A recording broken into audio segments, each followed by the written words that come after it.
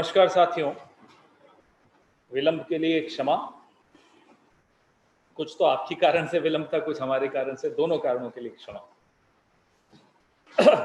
पिछले 10 दिनों में भारतीय जनता पार्टी एवं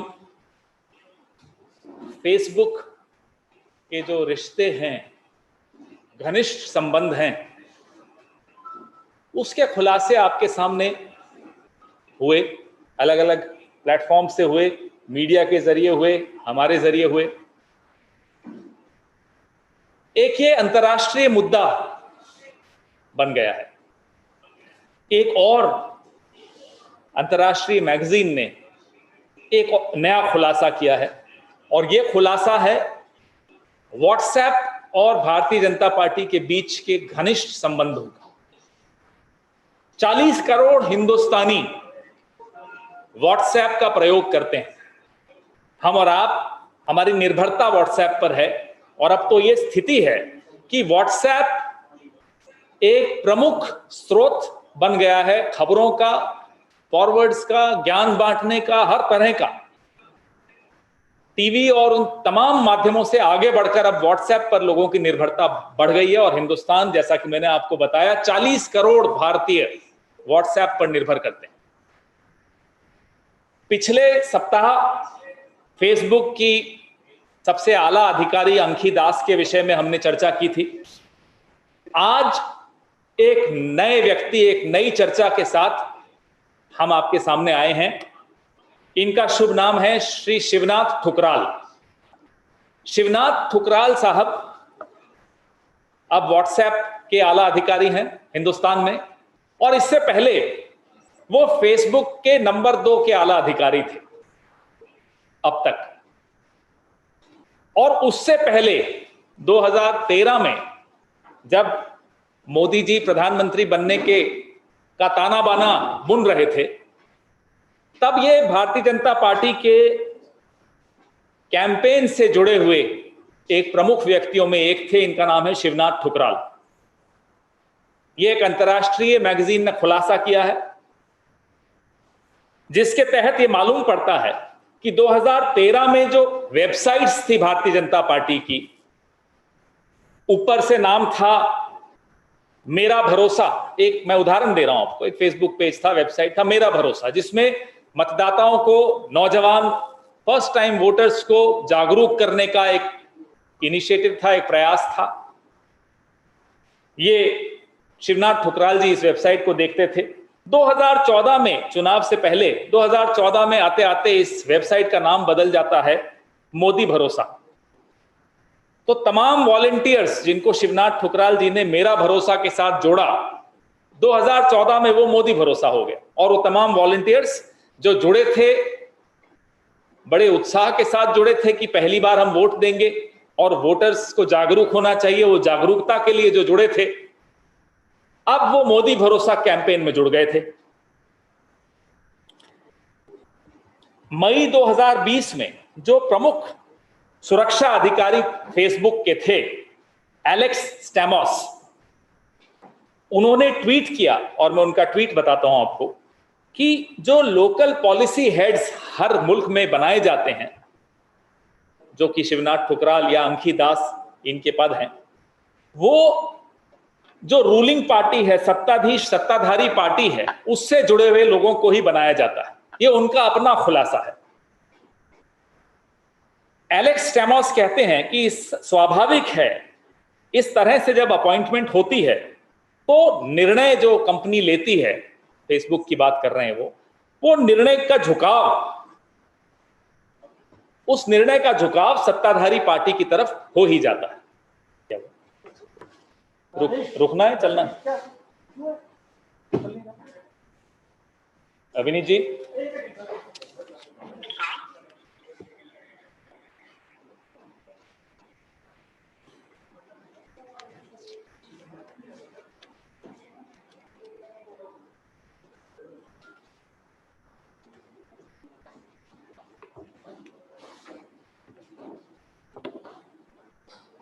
आपको आवाज आ रही है हमारी?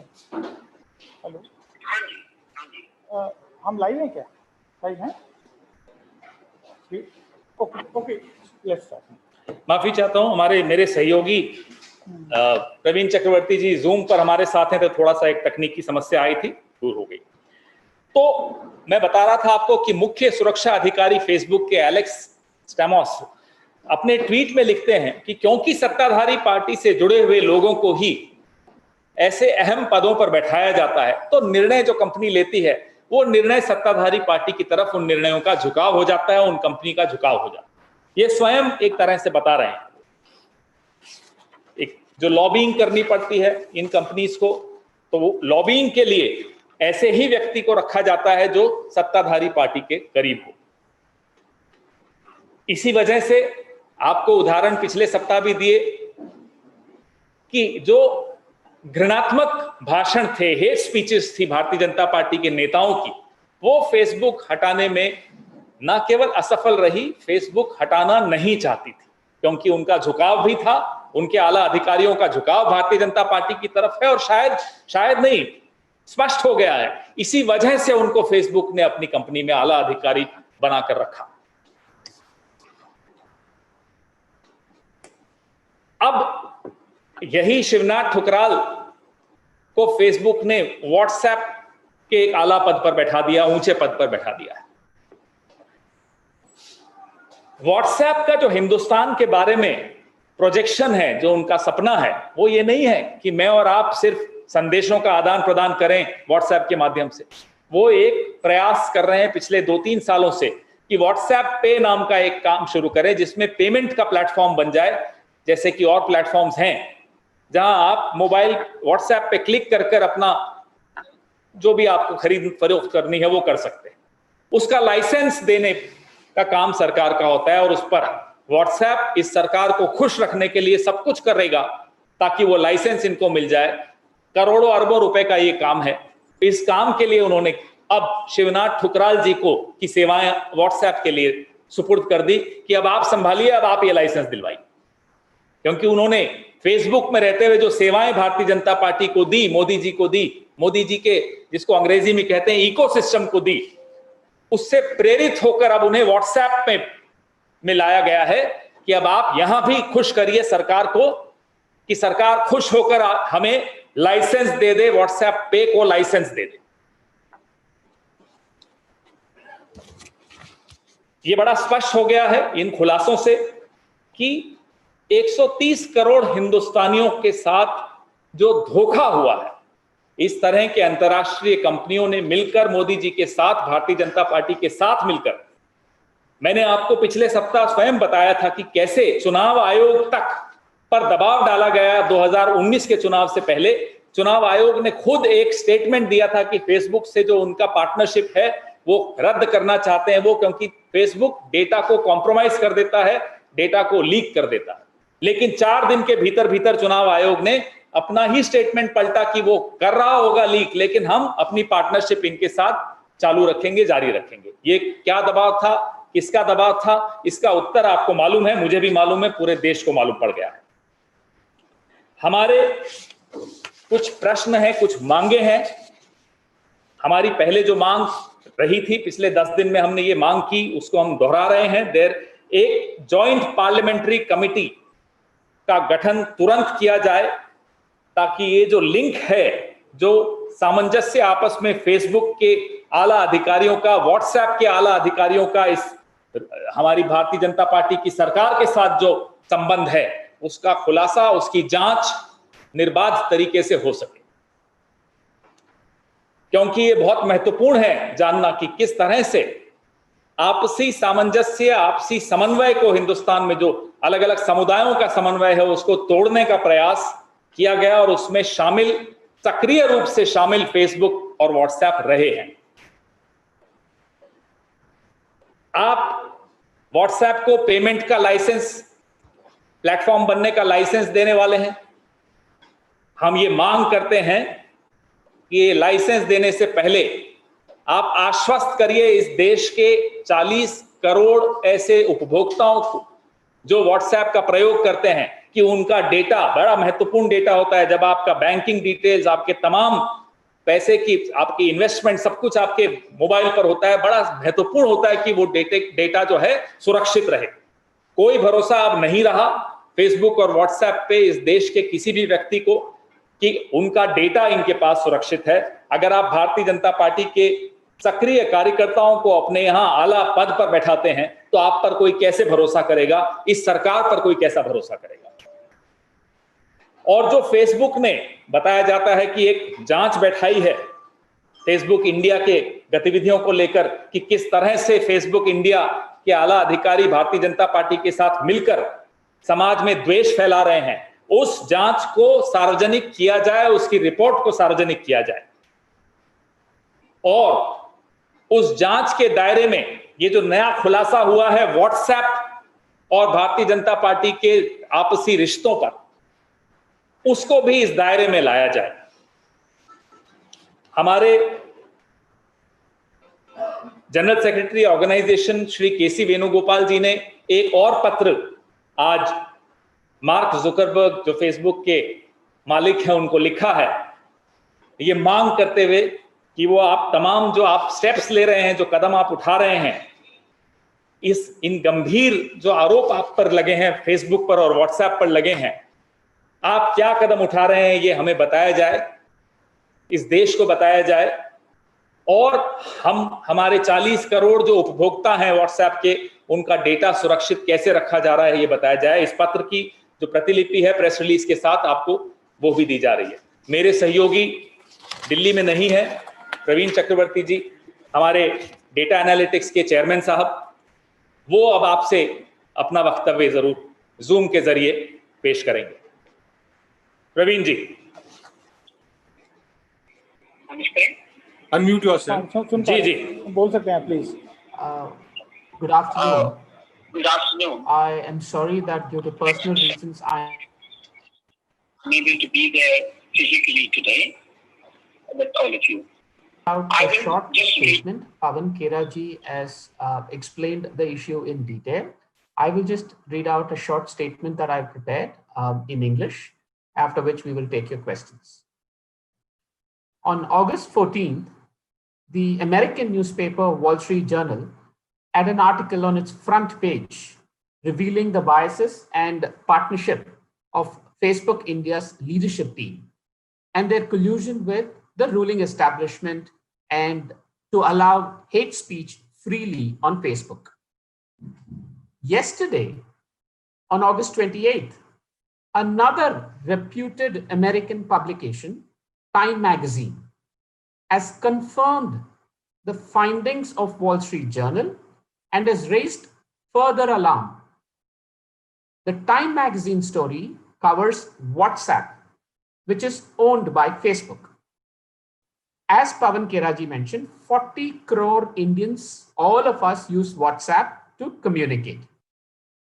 Time Magazine story reveals that even WhatsApp is under the indirect control of the ruling Bharatiya Janata Party through WhatsApp's senior leadership team, who seem to have a long-standing relationship with the BJP, the details of which Pawan Keraji just outlined. But let us be very clear. We are not against any individual's choice of a political party or their voting preference.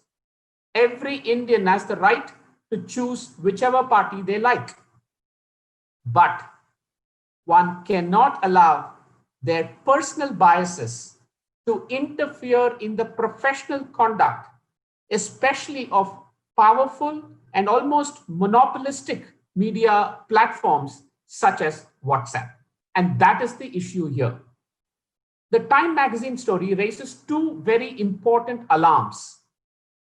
It tells us that the partnership and the bias of Facebook India's leadership team is not limited to just one person, but it is much more widespread and rampant within Facebook India's team. Number two, in return for some government approvals, licenses, and permissions for its business operations, such as WhatsApp Pay, WhatsApp has allowed itself to be controlled by the ruling party and has turned a blind eye to hate and fake speech, thereby tearing the fabric of India's social harmony. As responsible citizens of the country, we must all ask, can we turn a blind eye to the disruption of India's social harmony and interference in India's electoral democracy by an American company that is in pursuit of profits? I want to reiterate, this is not a political issue. It should not be. These are not baseless allegations made by me or Pawan Khera ji or the Congress party. These are deeply researched investigative articles by more than one credible American media publication about another American company's dubious operations in India. Ideally, we would have liked such investigations to have been done by India's free and roaring press, but I just want to conclude by saying I saw a clip by the BJP MP from South Bengaluru who claimed in an interview that the Wall Street Journal is in cahoots with the Congress party, and this is an orchestrated attack by the so-called left liberals. It is utterly laughable and displays the sheer idiocy. The Wall Street Journal is perhaps the last publication that can be branded as a left liberal one. If any, it is often perceived as a right-wing conservative publication. But this raises a larger question. How is it that the ruling party BJP MPs and ministers jump to the defense of Facebook with such absurd comments? Why are ministers and MPs rushing to defend an American company against revelations made by other American media publications? This only lends credence to the revelations made by the nexus, made about the nexus between BJP and Facebook in India. Thank you.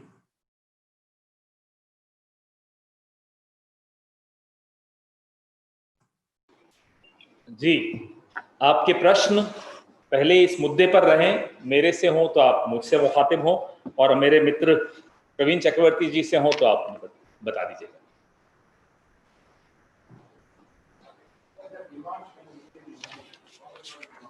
You want in English or Hindi? In English. So our demands are, we need an exhaustive and unbiased investigation by a joint parliamentary committee between the unending links of Facebook employees and the ruling establishment. The investigation must include how Facebook manipulated voter opinions, allowed hate speech, and was oblivious to fake news, even when they were in clear violation of their own regulations, of their own stated regulations. Number two, WhatsApp cannot be granted approvals for its payment operations until the inquiry is complete and the recommended actions are taken by the company. Number three, please make the report of the so-called investigations ordered by Facebook International into the conduct of Facebook India public. Make the report public. Also include the present set of fresh revelations against the leadership of WhatsApp India as part of the inquiry. These are our demands. As I have said, our General Secretary organization, Mr. K.C. Venugopal, has written one more letter to Mr. Mark Zuckerberg demanding to know the steps being taken by Facebook to investigate these very serious charges on Facebook and on WhatsApp.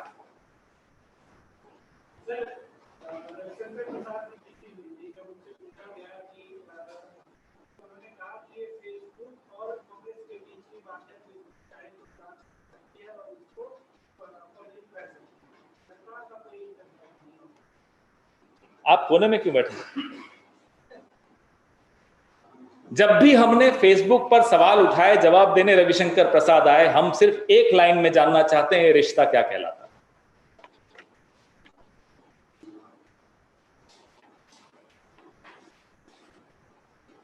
On this, anything, or you want to?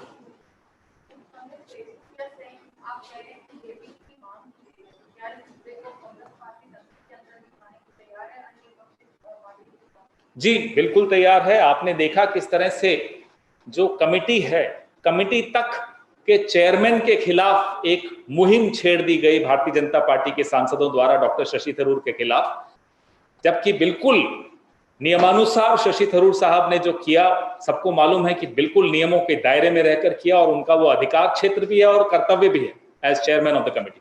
लेकिन कैसे Bharatiya Janata party तमाम हथकंडे अपनाकर कोशिश कर रही है कि Facebook के खिलाफ जो उठ रही आवाजें हैं उनको दबा दिया जाए, उनके खिलाफ कोई इंक्वायरी ना हो, उनको समन नहीं किया जाए। लेकिन कांग्रेस पार्टी संसद में यह मुद्दा अवश्य अवश्य अवश्य उठाएगी।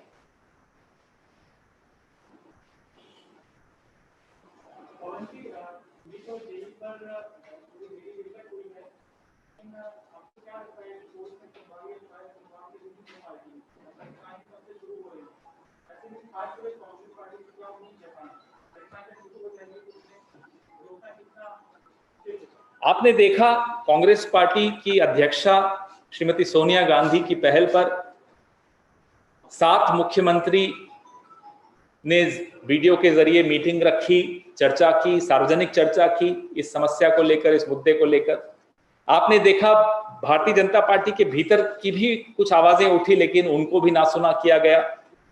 8 अन्य परीक्षाएं, वो DU एंट्रेंस हो, JNU हो, ICAR हो, होटल मैनेजमेंट हो, ऐसी 8 परीक्षाएं रद्द कर दी गई हैं। लेकिन एक अजीब सी जिद है इस सरकार की कि JEE और नीट की परीक्षा होगी। कई राज्यों में, अहोम, बिहार, तेलंगाना, बंगाल, यहां बाढ़ का प्रकोप भी है, महामारी का प्रकोप तो अभी चल ही रहा है। कुछ जिले ऐसे हैं जहां लॉकडाउन फिर से लाया जा रहा है। मैं आपको उदाहरण देता हूं बिहार का, जहां 32 जिलों में 2 सेंटर हैं इस एग्जाम के। दूर दराज से बच्चों को आना पड़ेगा टेस्ट देने, अकेले नहीं आएंगे, अभिभावकों के साथ आना पड़ेगा। रहने की व्यवस्था क्या होगी, आने जाने का जो सार्वजनिक प्रणाली है यातायात की, वह भी प्रभावित हुई है बाढ़ को लेकर। लेकिन किसी भी बात को सोचे बगैर निर्णय लेने की अगर कोई कला सीखना चाहते हैं तो मोदी जी की सरकार से सीखें। हम इस संघर्ष को, हमारे नौजवान साथी कोई भूख हड़ताल भी कर रहे हैं, आपने देखा यूथ कांग्रेस ने भी आंदोलन किया। हम लोग इस मुद्दे को लेकर हर स्तर पर उठाने को तैयार हैं और उठा रहे हैं। इस देश के छात्र छात्राओं की आवाज को बुलंद करना कांग्रेस अपना फर्ज समझती है, अपना कर्तव्य समझती है।